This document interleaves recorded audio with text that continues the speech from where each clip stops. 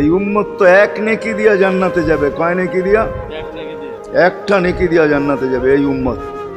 অন্য উম্মতের কথা জানি না আমি, এই উম্মত এক নেকি দিয়া জান্নাতে যাবে।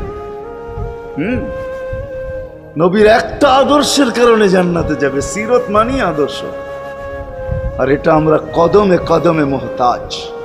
কেননা এই ছোট জীবনটা যদি গ্রহণযোগ্যতা পর্যন্ত পৌঁছাইতে হয় আল্লাহর কাছে, চাই নারী হই, চাই যুবক হই, চাই বৃদ্ধ হই, যেই মানুষই হই না কেন, যেখানেরই হই না কেন, যেই বাসারই হই না কেন, যেই বর্ণেরই হই না কেন, যেই পেশারই হই না কেন, যেই সোসাইটিরই হই না কেন, এই জীবনটাকে যদি গ্রহণযোগ্যতা পর্যন্ত পৌঁছাইতে হয় কার কাছে? দুনিয়াওয়ালাদের কাছে না, মালিকের কাছে, যিনি এক ফোঁটা পানির থেকে অস্তিত্ব দিছেন, যার কাছে আবার আমাদেরকে ফিরা যেতে হবে।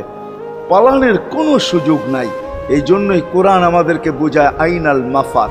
আল্লাহ বলতেছে কোথায় ভাগবে তুমি, বলো কোথায় ভাগবে? কবির কথাই সত্য, যদিও নাকি পালাও তুমি আকাশেতে লাগিয়ে সিঁড়ি, সিঁড়ি লাগাও যদি আকাশে চলে যাও, তো আল্লাহ বলে তোমার বাগার কোনো সুযোগ নাই। কেননা ইল্লা বিসুলতান, ওইখানেও আমার রাজত্ব, এইখানেও আমার রাজত্ব, ডাইনো আমার রাজত্ব, বামে আগে পিছে উপরে নিচে সর্বত্র আমার রাজত্ব। আমার রাজত্বের বাহিরে যাওয়ার ক্ষমতা তোমাদের নাই। দ্বিতীয় কথা এটো, আইনা আনা মাআকুম আইনা মা কুনতুম, যেখানে যাবে ওইখানে আমি সঙ্গে থাকব, আমাকে দূর করতে পারবে না। যদি করো তাহলে তুমি থাকবে না, তোমার অস্তিত্বই থাকবে না।